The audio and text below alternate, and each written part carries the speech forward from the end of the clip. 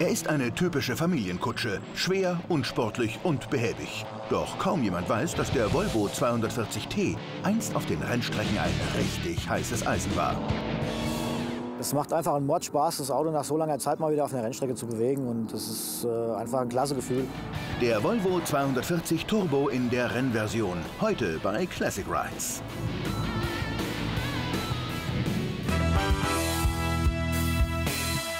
Eckig, kantig, zuverlässig und sicher. Der Volvo 240 ist in den 70ern und 80ern ein Dauerläufer. Das Erfolgsmodell von Volvo. 19 Jahre lang wird er gebaut. Bei seiner Vorstellung 1974 ahnt noch niemand, dass die schwere Schwedenküste ein erfolgreicher Tourenrennwagen wird. Volvo-Tuner Heiko Sportiv in Darmstadt. Hier bereiten Martin Müller und Felice Skura ihren Volvo 240T für die neue Saison vor. Ja, wenn so ein Auto also länger steht, dann zieht die Bremsflüssigkeit Wasser. Ja, und das hat dann zur Folge, dass die Bremse halt nicht mehr richtig funktioniert. Und aus dem Grund guckt man einfach nach der Bremsflüssigkeit, nach den Belegen, wenn es länger gestanden hat, und wechselt das einmal durch. Bereits am nächsten Tag soll der Volvo beim Tourenwagen Revival auf dem Nürburgring an den Start gehen. Die Bremsbeläge der letzten Saison sind noch gut, nur die Bremsflüssigkeit wird sicherheitshalber ausgetauscht.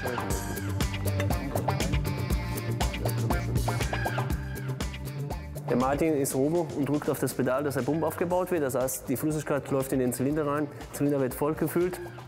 Und ich mache das Ventil nur auf und lasse ein bisschen die Flüssigkeit raus. Das heißt, wenn in der Leitung was sein sollte, dann kommt er mit raus. Diese kleine Bläschen, die sich bilden kann.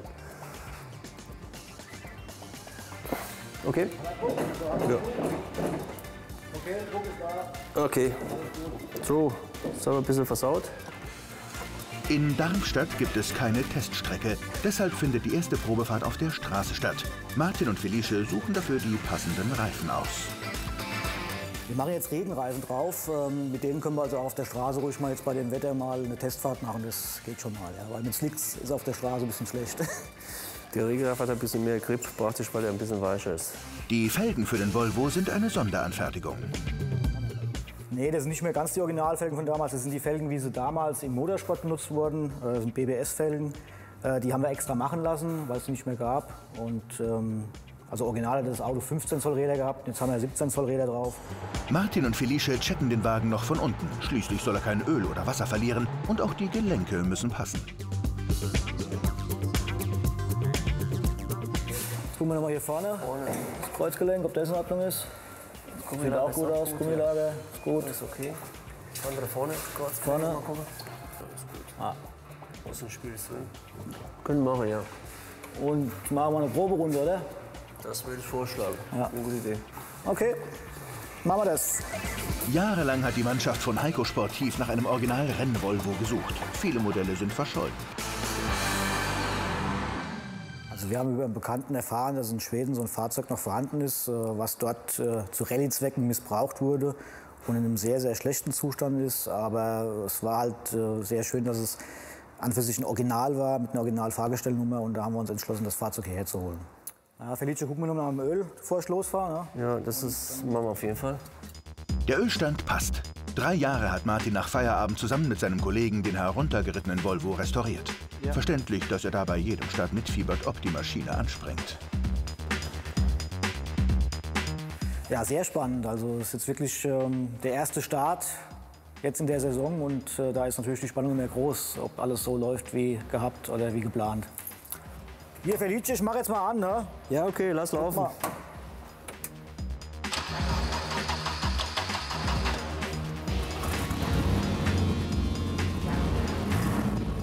Richtig gut angesprungen, ne? Martins Start ist auch immer ein kleiner Kampf gegen das Vergessen. Wer weiß schon noch, dass der unsportliche Volvo viele Titel im Rennsport gewonnen hat. Bei der Restaurierung wurde auch der Motor überarbeitet. Er hat jetzt eine Spezialnockenwelle und einen neuen Turbo.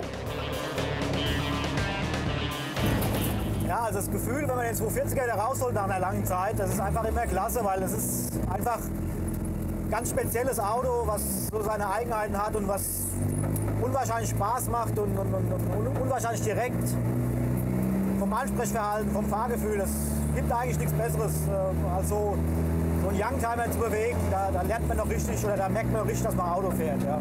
Also richtig gut. Keine Elektronik, nur reine Mechanik. Das ist für Martin richtiges Autofahren. Ja, also wenn zum ersten Blick ist alles gut, Öldruck ist in Ordnung, Systemdruck vom Benzindruck her ist alles gut.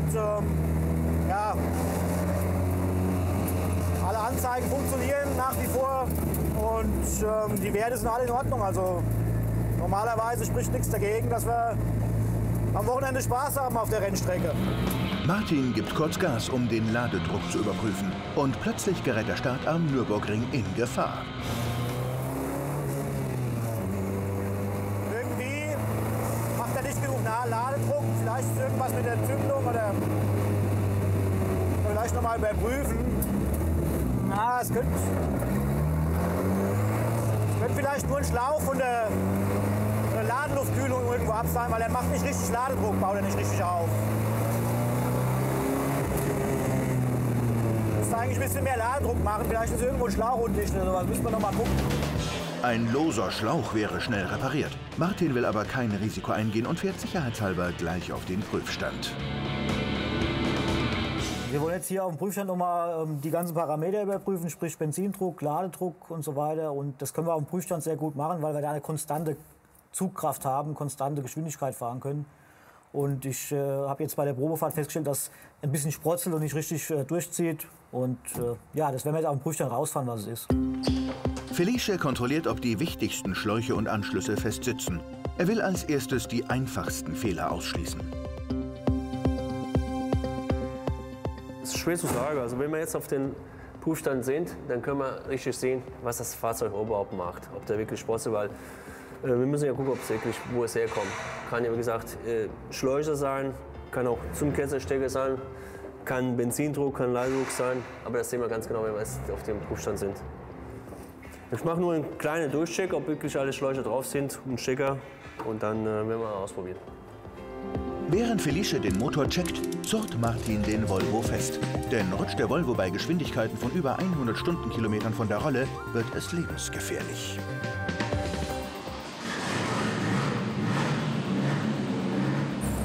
Mach mal, Start, ja. Während Felice die Daten auf dem Computer kontrolliert, beschleunigt Martin den Volvo. Dabei muss er, wie auf der Straße, ganz normal Gas geben und schalten.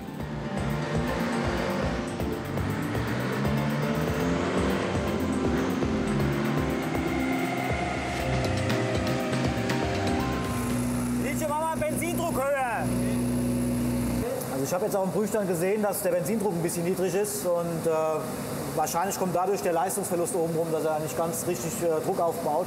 Da fehlt mir einfach ein bisschen Sprit oben raus und müssen wir jetzt mal gucken, woran es liegt. Also kann nichts Großes sein, also kann nur eine kleine Einstellung sein oder sowas.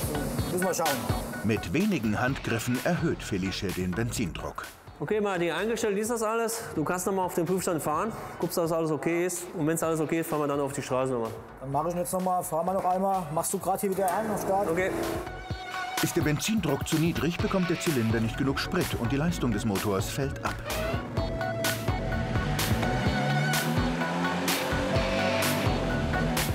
Ja gut, wir haben jetzt festgestellt, dass der Benzindruck etwas niedrig war und ja, das kann halt vorkommen, wenn das Fahrzeug über den Winter steht und man alles neu einbaut und nochmal auseinander nimmt und wieder zusammenbaut, dass man halt dann den Benzindruckregler noch mal ein bisschen nachjustieren muss, dass der Druck wieder stimmt gegenüber dem Vorjahr. Also das kann schon mal passieren.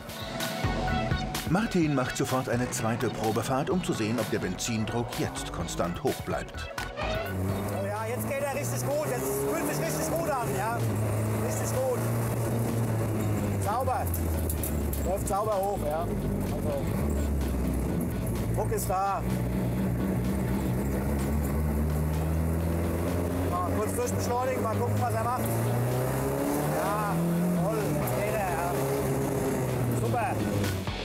Martin fährt den Volvo auf den Anhänger, dann geht es direkt zum Nürburgring.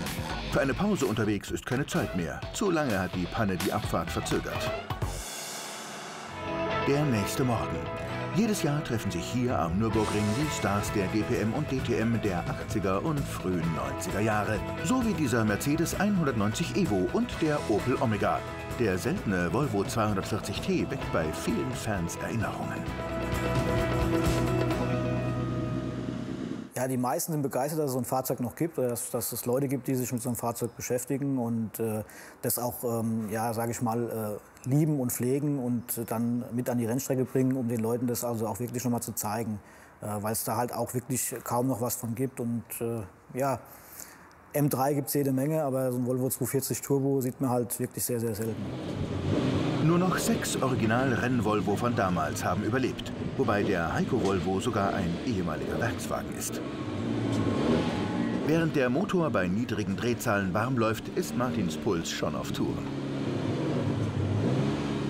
Ja, so ein bisschen Kribbeln ist schon da, also man ist eigentlich mehr so freudig erregt als aufgeregt und schauen wir mal, die ersten 2 Runden mal checken, ob alles funktioniert und dann geht's mal richtig los.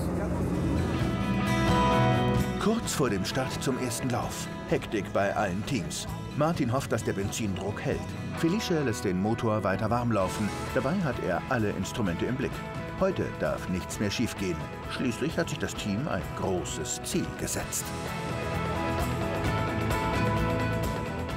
Ja, wir wollen halt erreichen, dass wir ein bisschen schneller geworden sind wie letztes Jahr durch kleine Veränderungen. Wir haben verschiedene Sachen an der Bremse verändert und vielleicht kann man dadurch etwas später bremsen und vielleicht kann man auch ein bisschen früher ans Gas rangehen und ja, einfach, dass die Rundenzeit ein bisschen besser wird wie letztes Jahr und dass wir also da auch die Veranstaltung heil hinter uns bringen. Helm auf, dann schnallt sich Martin im Cockpit fest. Aus Sicherheitsgründen hat der Volvo einen modernen Rennsitz, neue Gurte und einen neuen Käfig bekommen. Obwohl er mit dem Volvo seit Jahren Rennen fährt, kann Martin manchmal noch nicht glauben, dass für ihn dadurch ein Traum in Erfüllung geht. Ja, das ist einfach unglaublich. Ich hätte mir nie gedacht in meiner Jugend, dass ich mal so ein Auto bewegen kann, beziehungsweise dass ich mal die Möglichkeit habe, in so einem Klassiker ja, einfach auf der Rennstrecke live dabei zu sein. Auf der Rennstrecke hält sich Martin die ersten 2 Runden noch zurück, um Motor, Bremsen und Reifen langsam auf Betriebstemperatur zu bringen.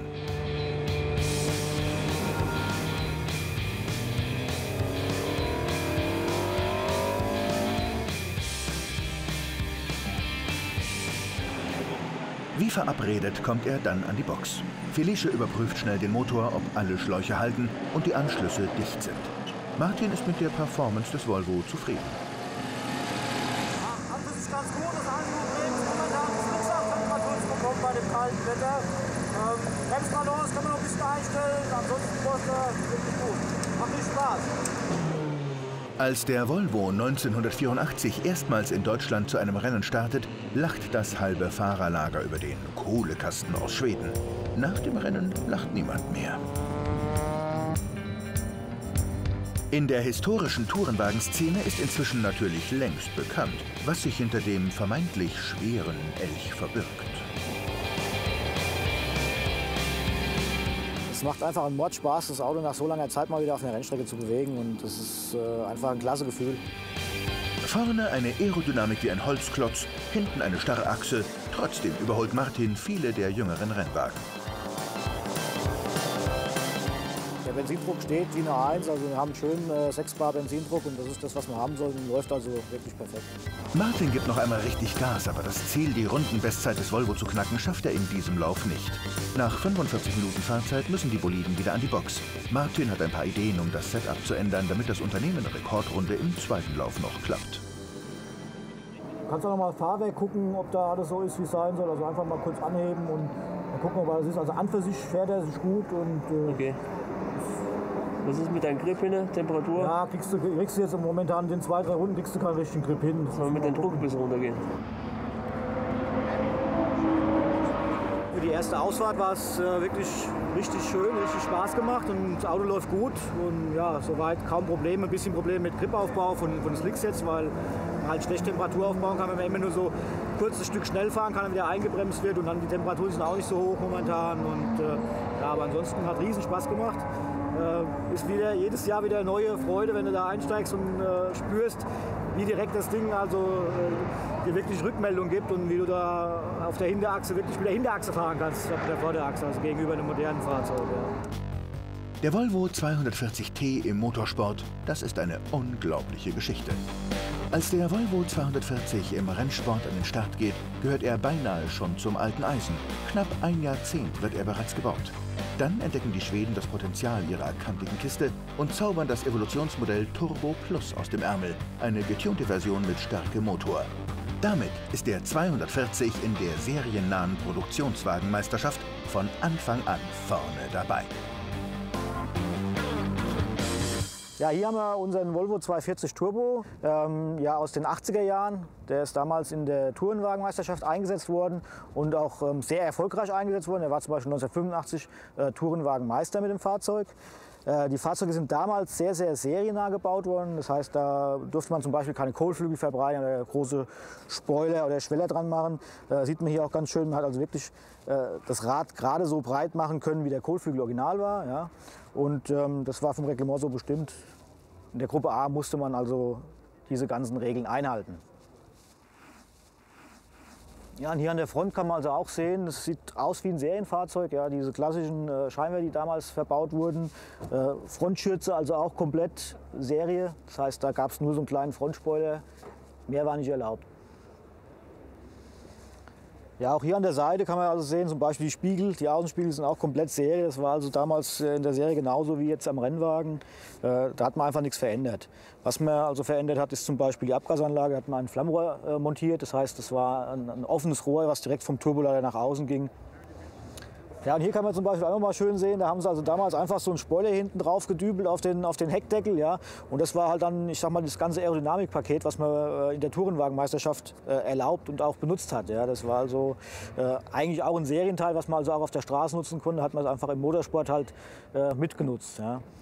Ja, und hier haben wir also einen 80-Liter-Tank im Kofferraum verbaut. Der Kraftstoff wird über die zwei Benzinpumpen nach vorne zum Motor transportiert.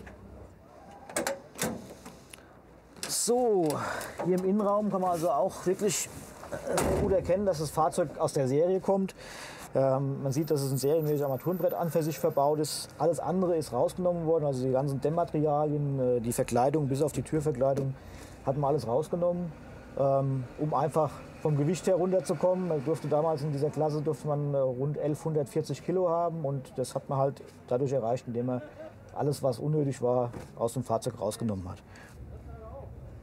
Ja, das Herzstück haben wir hier unter der Haube. Das ist der 2,1 Liter Turbomotor von Volvo. Der damals in der Serie hatte der so 155 PS. Und im Renntrim, also für die Gruppe A, für die DTM, DPM, hat man da also einiges modifiziert. Man hat einen anderen Turbolader eingebaut von Garrett, einen Garrett T3-Lader. Ja. Man hat eine Wassereinspritzung eingebaut, das heißt, man hat nochmal zusätzlich Wasser in die Brennräume eingespritzt, um das Ganze zu kühlen, um dann das Ganze effektiver zu haben. Man hat dann mit den ganzen Maßnahmen, die man da gemacht hat, man also rund 320 PS, 320, 330 PS erreicht und das auch in einem relativ hohen Drehzahlbereich. Das heißt, man hatte da von 4.000 bis 6.000 Drehungen hatte man die Leistung anliegen. Das war eigentlich eine ganz gute Geschichte und da haben sich die Konkurrenten schon ein bisschen gewundert, was so ein Volvo alles kann. Ja, also es war schon eine Überraschung. Ja. Noch größer ist die Überraschung bei der Konkurrenz, als der Volvo 1985 allen auf und davon fährt. Er gewinnt die DPM, den Vorläufer der DTM, sogar gegen die schnellen BMW 635i. Außerdem die Tourenwagen-Europameisterschaft. Damit ist der Volvo Mitte der 80er Jahre der erfolgreichste Tourenwagen. It's 1-2 for Volvo and the championship settled. Beim Tourenwagen Revival am Nürburgring steht der zweite Lauf an. Martin und Felice wollen nichts unversucht lassen, um die eigene Bestzeit doch noch zu unterbieten. Also wir machen jetzt 0,2 bar weniger Druck drauf, damit der Reifen auf seine Temperatur kommt. Und dadurch haben wir auch eine bessere Straßenlage. Der haftet mehr auf die Straße.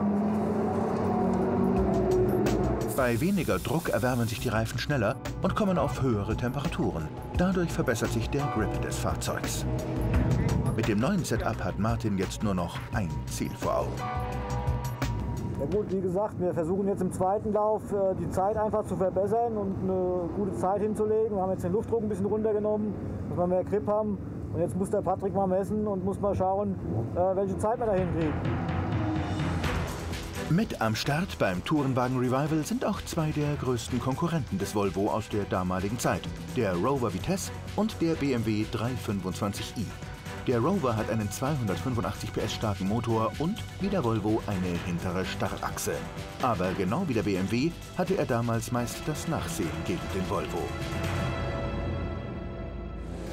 50.000 bis 80.000 € ist ein Original-Volvo-Tourenrennwagen wert.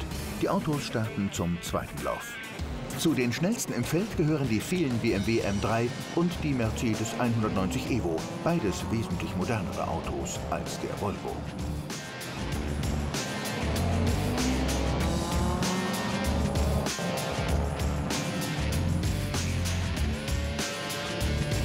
In engen Kurven lenkt Martin den Volvo oft mehr mit dem Gaspedal als mit dem Lenkrad.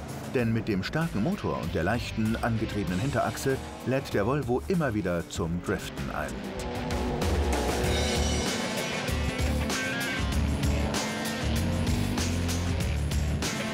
Nach ein paar Runden kommt Martin an die Box, um den Reifendruck überprüfen zu lassen. Denn nur wenn der stimmt, könnte es mit der Rekordrunde klappen. Entweder wenn der Druck zu hoch ist oder zu niedrig, das ist das, was mir eingestellt. Das heißt, der kann maximal bis 2,3 gehen. Wenn er warm wird, das soll im grünen Bereich sein. Sollte nicht übersteigen. Der Druck passt. Jetzt kann Martin angreifen.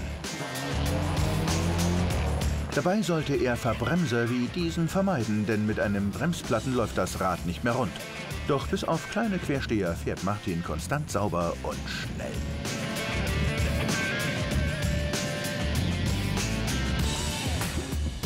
Auf der Strecke schenken sich die anderen Fahrer keinen Meter. Der Pilot des Rover muss einsehen, dass sein Produktionstourenwagen mit den neuen DTM Mercedes und BMW nicht mithalten kann.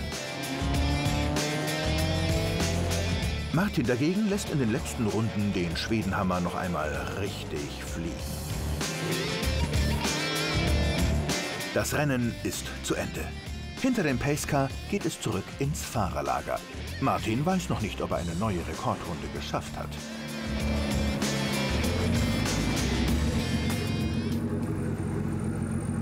Und Martin, wie war's? Vom Gefühl her sehr gut, ja. Schön. Wie war die Zeit? Also die Zeit war sehr gut, die war ja konstant. 1,54,3 war die beste Zeit. War es eine Sekunde besser als letztes Jahr. Ja, das ist natürlich richtig gut und richtig schön, dass wir jetzt die Zeit hier geknackt haben, ja, oder beziehungsweise die Zeit verbessert haben seit voriges Jahr. Voriges Jahr sind wir gut eine Sekunde langsamer gewesen und eine Sekunde ist auf dem kurzen Stück ja auch schon ein bisschen was. Und sind wir schon sehr froh drum. Das Auto lief tadellos, also alles in Ordnung. Also wir können an für sich, zwar jetzt nach dieser Veranstaltung müssen wir wieder mal reinschauen, alles gucken, kontrollieren, aber wir können an für sich zum nächsten Rennen durchfahren und ja, mit Spaß dran gehen. Martin will noch bei anderen Rennen am Nürburgring starten. Als Youngtimer-Fan interessieren ihn natürlich auch die anderen Tourenwagen, aber seinen Volvo würde er gegen nichts in der Welt eintauschen. Nein, tauschen keins. Aber ausprobieren würde ich schon mal gerne alle. Also alle Konkurrenten, also zum Beispiel den Rover oder auch den BMW, die würde ich schon gerne mal ausprobieren. Also mal einfach zum Vergleich fahren, aber tauschen würde ich sie nicht. So werden Martin und seine Kollegen auch weiterhin dafür sorgen, dass einer der ungewöhnlichsten und erfolgreichsten Tourenrennwagen aller Zeiten nicht in Vergessenheit gerät.